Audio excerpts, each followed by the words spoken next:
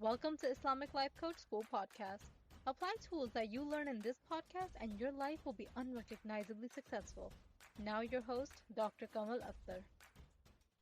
Hello everyone. Peace and blessings be upon all of you. Today we will be talking about intuition. And no, it's not voodoo stuff. It's a super powerful, scientifically proven skill that you can use to create a life of your dreams. Different people call it different names: premonition, sixth sense, gut feeling, divination, hunch, inkling. Whatever you call it, we will talk about how to increase it today. Because intuition is one of the greatest gifts that Allah subhanahu wa ta'ala gave to humanity. I believe every human has this capacity to advance their intuition because every human is born on fitrah. And as long as there's no restrictions applied to this intuition, people can gain a lot of wisdom from this intuition. These restrictions that I speak of are usually applied by the human's lower brain. I'm going to identify these objections that restrict the growth of our intuition, and all you have to do is lift these restrictions so that the intuition will grow naturally. Because for the most part, just the awareness dissolves these restrictions, but you might actually have to notice what you need to take extra actions on some of them. Restriction number 1 that the human brain applies that blocks intuition is Muslims don't believe in intuition. Everything good is from Allah, so if it's supposed to happen, it will happen for me. Yes, we are to believe everything good is from Allah, but intuition is one of those good things. In a Sahih Hadith, Prophet, peace be upon him, said, "O people, there is nothing remaining of the glad tidings of prophethood except a good vision that a Muslim sees or someone else sees it for him." A truthful person can see truthful visions according to our tradition. There's no problem with that. But the problem is when someone becomes obsessed with the idea that whatever they see or predict will happen, and they restrict themselves to living a life according to these visions. This can be debilitating if overused. Not to mention, it gives the illusion of power being in your own brain, not with Allah subhanahu wa ta'ala. Without a good understanding of our own internal biases, a person over-relying on intuition can fall victim to their fear-based brain and start to live a fearful life while labeling it intuition. There is nothing in Islam that says you can't trust your intuition. You just can't replace it for belief in Allah. Restriction number 2. Intuition as a skill is enough to solve everything. So on one extreme, you might not consider it to be of any importance, and on the other hand, you give it all the importance. Again, we follow a middle path. Intuition is a powerful skill just as other powers of our brain, like intelligence. Intelligence is a hammer, which is an important tool, but to a hammer, everything looks like a nail. Intuition is more of a multifunctional tool. Intelligence is about reading the lines. Intuition is about reading in between the lines. Intelligence is about seeing a puzzle piece and knowing that it belongs to a puzzle. Intuition is about discerning what the puzzle would look like just from a few puzzle pieces. Intuition with practice gets sharper, and it answers complex questions like when to work or when to rest, when to have laser-sharp focus, and when to approach things more casually, when to promote the business relentlessly and when to take a seat. Intuition is heavily based on emotion, and it is derived from our previous life experiences that literally leave a genetic imprint. The person gets wiser with experience and has more intuition. The more you use your intuition towards trying something new, the more accurate it becomes in the future. Intuition gets sharper when you evaluate your answers and see what helped you grow and what didn't. Intuition is a skill set. It is a way to think about your situation rather than a dream that you'll have one day telling you the answer in black and white.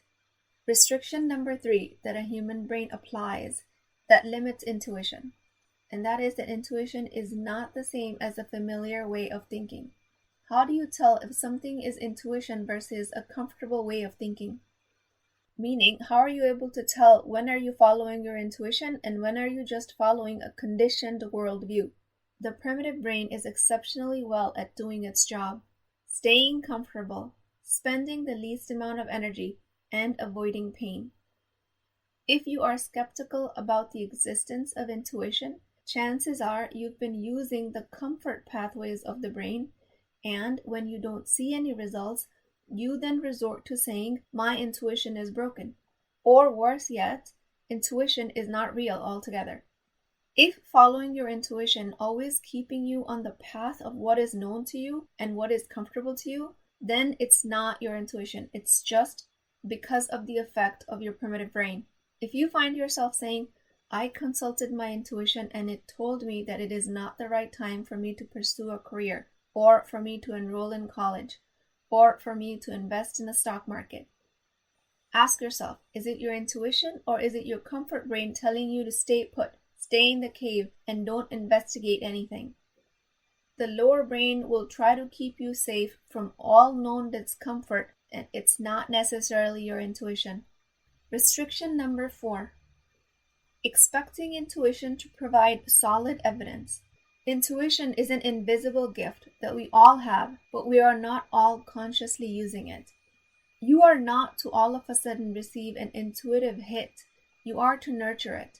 In the book, Thinking Fast and Slow, author explains the 2 systems that drive the way we think. System 1 is fast, intuitive, and emotional. System 2 is slower, more deliberative, and more logical. The classic difference between the right and the left brain. Intelligence is a left brain function, and intuition is the right brain function. So if we're operating under this restriction of waiting of intuition to provide us solid evidence, we are hoping that our intuition gives us clear-cut answers, as our intelligence does. And if it doesn't, which it won't because that's not how intuition operates, we disregard it as being effective altogether. Learning to trust the intellect is easy because everyone relies on intellect. But our job as experiential beings is to learn to trust intuition. Everyone teaches us how to use the intellect, but there's no classes on how to learn to listen to intuition. If you're sitting around waiting for intuition to arrive and the right stroke of intuition to inspire you, it's not going to happen that way because that's not intuition's job. Highly intuitive people do not have the answers delivered to them. They discover them. There is no clear vision that you're going to get. Well, with some exceptions. So in my example, before COVID, when we were traveling, we had a trip internationally once, and I had packed one of the top-of-the-line GoPros for our trip to make videos and make memories. I remember packing it very carefully, but when I opened the bag at the destination to take the video of our amazing adventure, everything else was in the bag, all the accessories except for the actual GoPro camera. I was so disheartened that I somehow lost it or it was stolen, because I remembered very carefully packing it just for this reason. So in the sadness of losing my best gadget, I attempted to enjoy the trip. And I enjoyed it. But this thought was still lingering in the back of my mind that my GoPro was potentially stolen. During the trip, I had a dream that the camera was under my bed at home. And the next morning I told my husband about it, and we both kind of found it strange. But in the busyness of the trip, I forgot all about the dream. Then, alhamdulillah, we safely reached home, and a few weeks later, I remembered the GoPro again because it was time for me to record one of my kids' soccer games, and then all of a sudden I felt sad again because I remembered it was lost. But in the very next moment, I also remembered that I had a dream that it was going to be under my bed. So I rushed to my room and I looked under my bed, and there it was, sitting exactly where my dream told me it was going to be. I was so surprised how the whole event turned out. And I do get some visions here and there telling me what is and what isn't, and it's the truth for a lot of people on the planet. But I told you this story because this is not the norm. Intuition is not supposed to give you a solid evidence. So this story was an example of what not to look for. But while this was a memorable experience for me, this again is not the norm. Alright, so moving on. Restriction number 4. High intuition means I don't feel discomfort. Intuition does not shield you from negative emotions. So this is another reason people lose touch with their intuition. That's because they start to expect that everything will feel peachy because they were listening to their gut feeling. Just because you're experiencing negative emotions doesn't mean that your intuition was wrong or that you failed to listen to your intuition. And just because you feel good doesn't mean that you have high intuition. The way you know that you're following your intuition is if you're growing as a person, you're expanding your horizons, and you're improving as a human. And every path to growth involves discomfort because your primal brain attempts its best to keep you safe in the cave. And to be able to grow, you have to step out of the cave and into the discomfort. The primal self does not like it, so it creates danger cues. It literally says, stay in the cave or you will die. Growth almost guarantees discomfort. Does not mean that you are low in intuition. Intuition cannot guard you against negative emotions. Most people stop listening to their intuition because they come across a failure. They feel bad. They feel horrible for either having a failed attempt at a business or a failed marriage, or regret having yelled at the kids. They feel stressed at a job that they thought was their calling, and they think that their intuition is defective. High intuition does not mean you won't feel uncomfortable every now and then. So in modern terms, being comfortable all the time is labeled as being aligned. You might have a tendency to say, I only do things that feel aligned to me. In this case, aligned means sitting on a couch, eating chips and watching Netflix. That feels really aligned. When you go after growth from intuition, it will feel the exact opposite of aligned, which again is a popular culture term. Another name for staying comfortable. Restriction number 5. Intuition means success. We equate intuition's message to success, but that's not always the case. What if intuition's whole purpose was to create failures so we could learn from them and grow, knowing the universal law that we grow from mistakes? Post-traumatic growth, which is a valid scientific phenomena studied in multiple replicable studies. What if this was the role of intuition? Intuition knows that if we became complacent, if we stopped growing, if we didn't expand ourselves, we would wither away. So intuition's job is to tell us that it's safe to encounter failures so that we could then become anti-fragile. Wow, that's a term I haven't used in a long time, anti-fragile, but it is one of my favorite terms. In the book titled Anti-Fragile by Nassim Nicholas Taleb, one of my favorite concepts he describes is that a system will survive wear and tear and still be functional, can be considered strong. But on the other hand, there is an anti-fragile system that human beings are a prime example of. An anti-fragile system will not only survive wear and tear, but it would thrive because of it and become stronger because of the injury. So our intuition's job is to guide us towards wear and tear, failure, mistake, so we come out of it stronger on the other side. What if intuition's whole purpose was that you can feel the regret and the distress and the shame, and you learn from it rather than sulk in it? What if the whole point of intuition was to learn lessons from immediate failures that set you up for success in the long term? Intuition is like doing a full body workout that hurts afterwards, but makes you stronger. Intuition makes you anti-fragile. Restriction number 6. Intuition will require immediate action. If you have an urgency to act on something, it's most likely not your intuition. If you're having a sudden burst of intuition that you must lose weight, take a vacation, buy a home, and that will solve all of your problems, chances are it's not your intuition. It is a strong possibility that it's just your well-practiced social programming that reaching a goal will make you feel better. A certain weight, a certain vacation destination will help you feel better.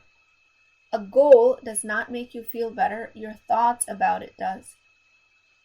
Intuition does not put you in a sense of urgency, compulsion, or impulsivity to reach a goal. It does not give you a sense of lack within yourself. Intuition is very expansive at the body's level. It feels very good when you listen to it. It never belittles you. It doesn't intimidate you. It doesn't use nervousness, anxiety, and worry as a fuel. Those are all lower brain functions. If the fuel for your actions is a thought, what would other people think of me when I lose this weight or when I buy this house? It's not your intuition. When you're feeling pressured to do something, then it simply cannot be your intuition. It doesn't create urgency. For example, if you have an intuitive hit to invest $10,000, ask yourself, really wonder if it was intuition or fear of missing out. Fear, as I always tell you guys, being the most primitive of emotions. There is a difference where you act on your intuition and invest money, and when you act on fear of missing out and rush to do it. Both can lead to quick actions, but the energy behind them is different. If the thought is, I gotta do this now or something horrible will happen, it's most likely your fear reflex talking. And this is not to undermine the importance of taking strong actions and making quick decisions. But all of that comes from a place of strength and courage when it's from intuition. I encourage you and I teach my clients to take fast actions from a place of courage and willingness to learn. This is a clean intuitive space. Restriction number 7. Intuition has no role in faith. That's usually a point of view of people for who faith is about transactional acts alone. But how do you otherwise apply intuition to taqwa, raising God consciousness? Because that's the only ranking system that will raise us in the eyes of God. Most of the work of intuition in our religion is already done for us, especially when it comes to having obligatory acts of ibadah being told to us. We are told to follow the basic commandments of our religion, and that is done by design. Like you can't say, my intuition is telling me not to pray my daily prayers. That's not your intuition. Allah subhanahu wa ta'ala knows what's good for us, and He prescribed certain acts so we don't have to argue about intuition when it comes to the importance of praying and submission to Allah. There is no decision making left in that regard. But there is a lot more room for intuition in the non-obligatory acts of prayers, like charity, non-profit work, volunteerism, or nafil or extra prayers. Use your intuition as a guide to show you what acts of ibadah you will enjoy and you will thrive in. Restriction number 8. Intuition always brings a positive message. Does it always have to bring a positive message, or can it be negative? Like in a case of a feeling of foreboding or forewarning. So intuition can bring a negative message, but something important differentiates it from superstition. Superstition has to do with kind of a fearful apprehension that something bad will happen that restricts you from taking any action and restricts you from growth, halting your life because a black cat crossed your path. Fear of the outcome versus genuinely considering the dangers of a situation. Intuition can be a protective force, keeping you from walking into danger. So the message can feel strong and protective, versus superstition, where you're unable to evaluate a situation for its objective data and you avoid action because of the fear of something bad happening. Intuition can bring bad news, again, for the sake of physical and spiritual protection. One time, my husband and I were talking about fun ways to dive in our pool, and my husband came up with the idea that he could inflate a small bounce house with a motor, set it on the pool, and kids could use the slide to jump in the pool. At that exact point, I remember having this so-called bad feeling, and the picture that came to my mind was that the kids jumping in the bounce house and sliding off that is on the pool, and the electric motor of the bounce house falling in the pool and sending electricity through the whole setup. Oh my God, it sends chills down my spine just thinking about it. Not to mention, we immediately dropped the idea. Not that we were seriously considering it, but that vision was strong enough for us to not even consider it anymore. We otherwise have a lot of fun jumping from the side of the pool, just the old-fashioned way. So intuition can send very scary, apparently negative messages, but it pays off in the long run. Superstition causes undue restriction of exploration and growth, which creates the exact opposite result in the long run. So these 8 restrictions kind of wrap up my thoughts on intuition. Inshallah, my sincere dua is that you will find these ideas transformational, as they've been hugely transformational in my life. No matter what your goal is, financial independence, service of family or humanity, weight loss, increasing your income, or goals of finding a right spouse, intuition is a very important tool in your collection.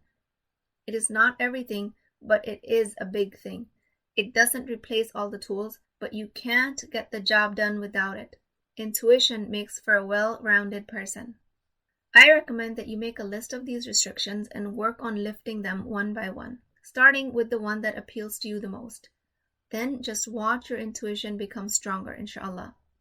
Intuition does not show up at your door one day with fanfare and fireworks. You have to cultivate it. And if you choose to work on just one of these self-imposed restrictions that I described, I know in my heart of hearts that you will start to see answers in the days or weeks coming up. Or it can happen even before the next podcast is released, inshallah. But if you're binge listening to these episodes like some of my clients do, that's okay too. Just make sure to apply it in your life. With that, I pray to Allah subhanahu wa ta'ala that He raises our connection with our intuition, as it is yet another one of Allah subhanahu wa ta'ala's precious gifts to us. O Allah, please guide us in using our intuition to create a life of ihsan, to do good in the world, to do good in the name of this religion, and ultimately to do good only for your pleasure's sake. Please keep me in your du'as. I will talk to you guys next time. If you're interested in getting coached by me, I'm offering a very affordable opportunity to do that with Wisdom Wednesdays. This is not a course, not a lecture. This is an opportunity for live coaching, real change with Islamic adab and etiquette. You do not need more information. You actually need a space to create change. At $19.99 a month, which is the price of takeout dinner, you as a Muslim woman will create confidence, intimacy, and connection without shame or fear of judgment, because your privacy is my highest priority. So join at www.islamiclifecoachschool.com, resources, Wisdom Wednesdays. I'll see you inside, inshallah.